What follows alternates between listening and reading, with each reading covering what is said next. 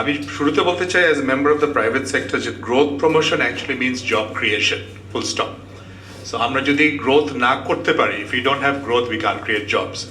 And as we understand that the mandate of the newly elected government আপনাদের একটা job creation mandate আছে, so private sector যদি না grow করে আমরা জবস ক্রিয়েট করতে পারবো না। And I would like to remind everybody that what we already know যে বাংলাদেশের private sector is 72 to 76% of all investment in this country. So we are the driver of that growth. দ্বিতীয় যে কথাটা উনি বললেন যে চেয়ার বলেছেন evasion versus হয়রানি, আমার এই শব্দটা আমাদের একটু জোরে বলা দরকার। আমাদের জন্য ট্যাক্স বাংলাদেশে কেন দিতে চান না, আই এম ভেরি অ্যাওয়্যার যে আমার এনবিআর চেয়ারম্যান আমার পাশে বসা, কিন্তু ওনার সাথে আমার একটা ভালো সম্পর্ক বলে আমি এই সুযোগটা নিচ্ছি। মানুষ ট্যাক্স দিতে চান না দুটো কারণ, একটা হচ্ছে ভয়, হয়রানির ভয়, ফেয়ার, আর একটা যে ট্যাক্সের টাকাটা কিভাবে খরচ হয় সেটা নিয়েও আমাদের অনেক কৌতূহল আছে। এবং এটা রিসেন্টলি আমরা দেখছি অনেকে বলেন যে ট্যাক্স দিব কেন, এটা তো ঠিক মতো খরচ হয় না। সো ট্রান্সপারেন্সির একটা দরকার আছে যে people have to pay taxes. আমরা ভালো রাস্তা চাই, ভালো স্কুল চাই, ভালো এয়ারপোর্ট চাই, কিন্তু ট্যাক্স দেবো না, এটা গ্রহণযোগ্য না।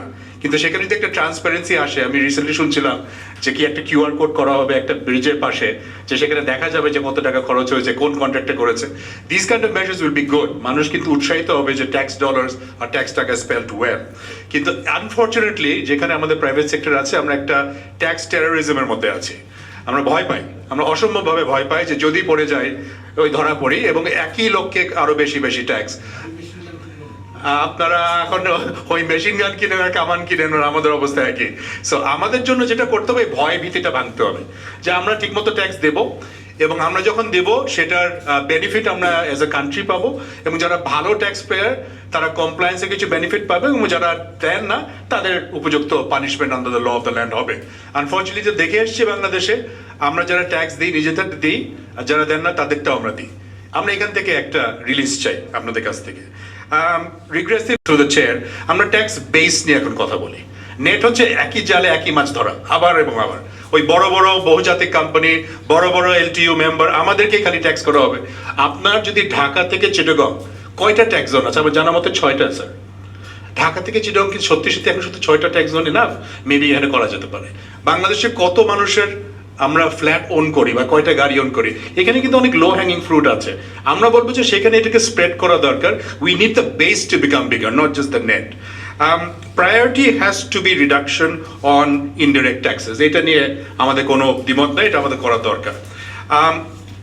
Modernise and nationalise the existing tax structure, এটা নিয়ে আমাদের একটা কাজ শুরু হয়েছে। আমরা জানি আমরা এফটিএ নিয়ে কাজ করছি। আমরা যদি এটা না কমাতে পারি, কারেন্টলি আমাদের এসডি, সাপ্লিমেন্টারি ডিউটি এবং রেগুলেটরি ডিউটি ব্যবহার করা হয় ফর প্রোটেকশন, এবং অনেক ক্ষেত্রে এই প্রোটেকশনের খরচ কিন্তু আমাদের কনজিউমার দিচ্ছে।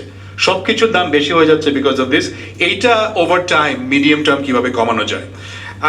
Reducing tariff does not always reduce revenue, এটা প্রমাণিত। There is enough literature in Bangladesh, যেটা ডক্টর জাহিদি সত্তার 1990s proof of that.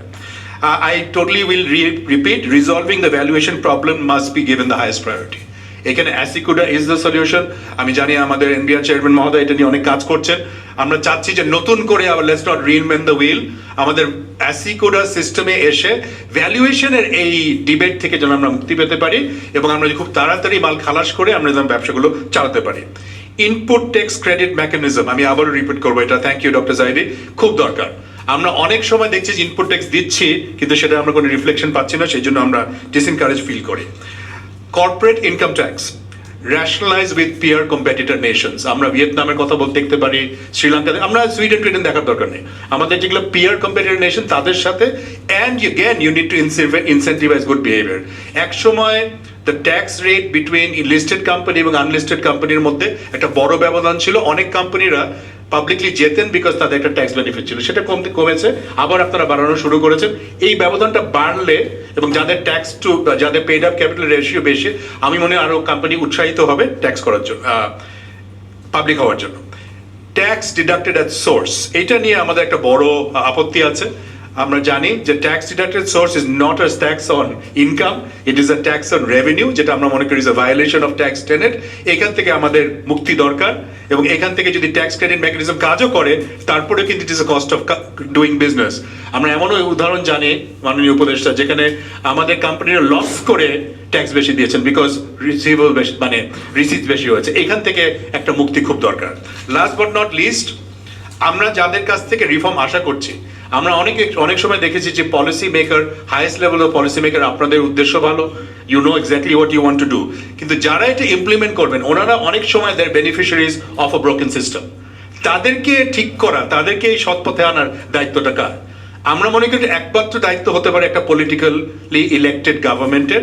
সেই পলিটিক্যাল উইল যদি ক্লিয়ার থাকে, সেখানে যদি ট্রান্সপারেন্সি থাকে এবং একটা অ্যাকাউন্টেবিলিটি যেন একটা শেষ রিকোয়েস্ট আমাদের প্রাইভেট সেক্টর পক্ষ থেকে, এটা আমরা চেয়ারম্যান মহোদয়ের সাথে আলাপ করেছি। ন্যাশনাল বোর্ড অফ রেভিনিউতে আমরা মনে করি রিপ্রেজেন্টেশন এখন আসা দরকার প্রাইভেট সেক্টর এবং সিভিল সোসাইটি থেকে, কিভাবে আমরা সাপোর্ট করতে পারি। আমরাও চাই we should come and we should be held accountable. Thank you sir. Thank you Nasim.